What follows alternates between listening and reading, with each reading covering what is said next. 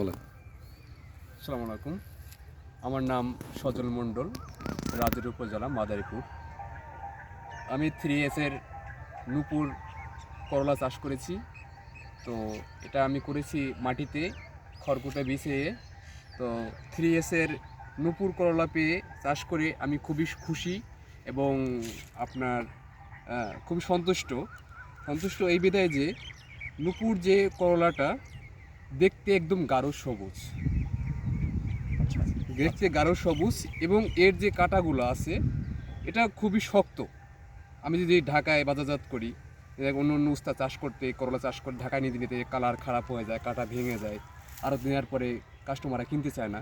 কিন্তু এটা যখন আমি আড়তে নিয়ে যাই, যদি 50টা ভ্যারাইটি থাকে, সবার আগে আমার এই ভ্যারাইটিটা মার্কেটে চলে যায় এবং কাস্টমারকে সবাইকে নিয়ে যায় এর চেহারা প্লাস এর কাঁটা এটা দেখে।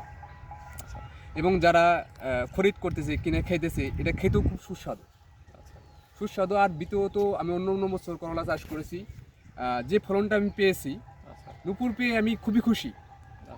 আমি এখানে 50 শতক জমিতে আপনার সপ্তাহে আপনার 5 দিনের মাথায় আমি এটা করি আর কি, হারভেস্ট করি।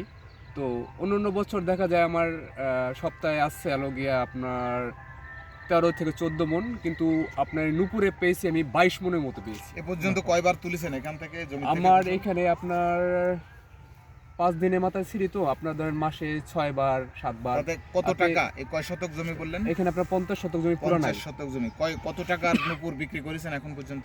আমার ধরেন তাতে 2.5 লক্ষ প্লাস। 2.5 লাখ। হ্যাঁ, আর যদি এখানে রোজা না আসতো তাও তো আমার 3 লাখ প্লাস হয়ে যেত। আর কতদিন এই ক্ষেত্রে থাকবে? আরো আমরা দেখা যায় আমি পুরা বৈশাখ মাস পর্যন্ত এইটা খরলা তো চিনতে পারবো। আর কত টাকা আশা করতেছেন এই জমি? আর থেকে মনে করেন যেটা আমি এই জমি পেয়েছি, আশাবাদী যে আরো অতটুকু আমার আসবে। মানে আপনি 2.5 লাখ পেয়েছেন, আরো প্রায় 2 লাখের মতো আপনি আশা করতেছি। 50 শতক জমিতে প্রায় 4 লাখ টাকার করলা বিক্রি করেছেন। জি, তা আপনি খুশি তো? এটা আমি খুব খুশি বলছি। ধন্যবাদ। আচ্ছা, আমরা একটু এখন ক্ষেতটা দেখি। আরেকটা বড় বিষয়, এটা কিন্তু কোনো ভাইরাস নেই।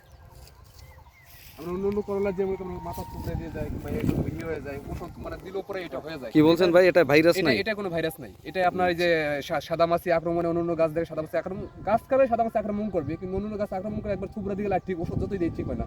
কিন্তু এটা দেখা যায় আপনার সেই ভাইরাসটা সহনশীল ভাগ তো নাই। টোটাল দেখেন প্রায় শেষের পথে, তারপর কোনো ভাইরাস আমি কোথাও খুঁজে পাবেন না। ঠিক আছে ভাই, ধন্যবাদ আপনাকে।